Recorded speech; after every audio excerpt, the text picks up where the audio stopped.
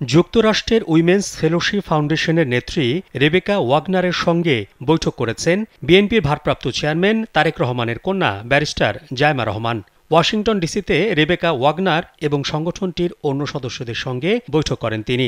বৈঠকে বাংলাদেশ যুক্তরাষ্ট্র সম্পর্ক, পারস্পরিক সহযোগিতা এবং বৈশ্বিক শান্তি ও সমৃদ্ধির প্রচেষ্টার মতো বিষয় অন্তর্ভুক্ত ছিল।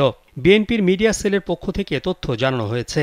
এর আগে তারেক রহমানের প্রতিনিধি হিসেবে তার কন্যা ব্যারিস্টার জায়মা রহমান যুক্তরাষ্ট্রের ন্যাশনাল প্রেয়ার ব্রেকফাস্ট অনুষ্ঠানে যোগ দেন।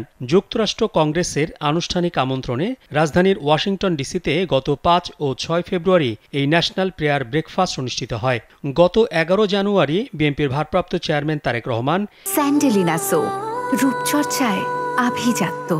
বিএনপির মহাসচিব মির্জা ফখরুল ইসলাম আলমগীর ও স্থায়ী কমিটির সদস্য আমির খসরু মাহমুদ চৌধুরীকে মার্কিন কংগ্রেসের আয়োজিত ন্যাশনাল প্রেয়ার ব্রেকফাস্ট কমিটি চিঠি দিয়ে আমন্ত্রণ জানায়। জায়মা রহমান লন্ডন থেকে যুক্তরাষ্ট্রে যান।